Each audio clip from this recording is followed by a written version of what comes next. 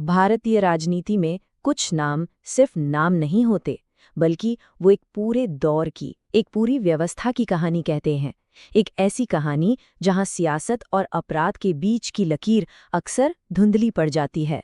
आज हम एक ऐसे ही नाम के बारे में बात करने जा रहे हैं, मोहम्मद शहाबुद्दीन। अच्छा, शहाबुद्दीन की कहानी को समझने के लिए ना सबसे पहले इस एक शब्द को समझना बहुत जरूरी है, बाहुबली। इसका मतलब सिर्फ शारीरिक ताकत नहीं है।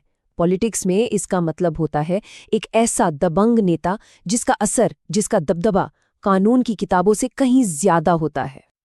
अब देखिए, एक ही इंसान की दो इतनी अलग अलग तस्वीरें कैसे हो सकती हैं। जो उनके समर्थक थे, उनके लिए वो एक मसीहा थे, साहब थे, और जो विरोधी थे, उनके लिए वो डर और बिहार के उस दौर जिसे जंगल राज कहा जाता था, उसका चेहरा थे। यही वो विरोधाभास है जो शहाबुद्दीन की कहानी को इतना कॉम्प्लेक्स बना देता है। तो सवाल यही उठता है कि आखिर शहाबुद्दीन इतने ताकतवर बने कैसे? चलिए उनकी कहानी को शुरू से शुरू करते हैं, उनके सियासी सफर से। शहाबुद्दीन का जो सियासी सफर था वो 80 के दशक में कॉलेज के दिनों से ही शुरू हो गया था, और बहुत ही जल्दी उन्होंने बिहार की स्टेट पॉलिटिक्स में अपनी जगह पक्की कर ली। 1990s और फिर 1995 में वो जीरादेई से लगातार 2 बार विधायक भी चुने गए। अब राज्य की राजनीति में पकड़ बनाने के बाद अगला कदम था राष्ट्रीय राजनीति का।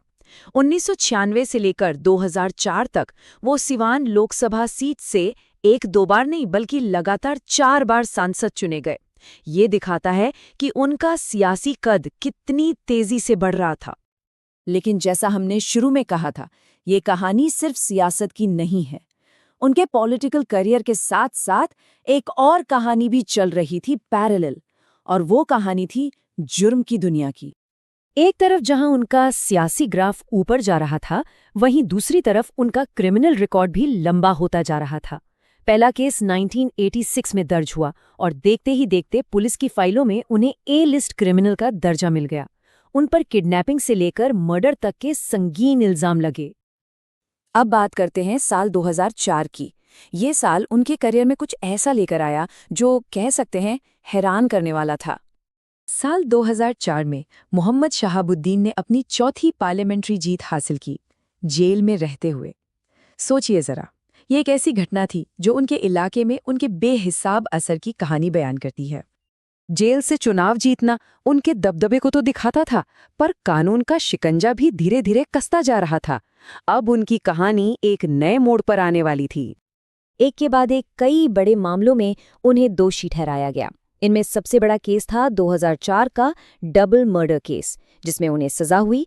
इसके अलावा पत्रकार राजदेव रंजन के मर्डर की साजिश में भी उनका नाम सामने आया, और इन सजाओं का सीधा सियासी असर भी हुआ। क्रिमिनल केस में दोषी पाए जाने की वजह से इलेक्शन कमीशन ने 2009 में उनके चुनाव लड़ने पर ही रोक लगा दी। एक तरह से उनके एक्टिव पॉलिटिकल करियर पर फुल स्टॉप लग गया। उनकी जिंदगी का आखिरी पड़ाव जेल में ही बीता। एक मर्डर केस में उन्हें उम्र कैद की सजा हुई और उन्हें दिल्ली की तिहाड़ जेल भेज दिया गया। और वहीं 1 मई 2021 को कोविड-19 की वजह से उनकी मौत हो गई। तो हम घूम फिर कर वापस उसी सवाल पर आते हैं जहां से हमने बात शुरू की थी। मोहम्मद शहाबुद्दीन की विरासत आखिर है क्या, और ये हमें सियासत और जुर्म के उस उलझे हुए रिश्ते के बारे में क्या बताती है? एक लाइन में कहें तो शहाबुद्दीन की जिंदगी भारत में क्राइम और पॉलिटिक्स के गठजोड़, जिसे क्राइम पॉलिटिक्स नेक्सस कहते हैं, उसका एक क्लासिक उदाहरण बन गई।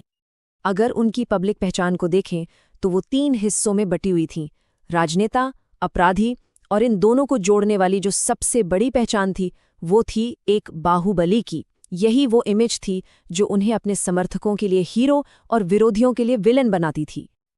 और ये हमें एक बहुत बड़े सवाल के साथ छोड़ जाता है। आखिर समाज और राजनीति में वो कौन सी वजह हैं जो बाहुबली जैसे किरदारों को पैदा करती हैं, और सिर्फ पैदा ही नहीं करती बल्कि उन्हें इतना जबरदस्त समर्थन भी दिलाती हैं? ये एक ऐसा सवाल है जिस पर सोचना बहुत जरूरी है।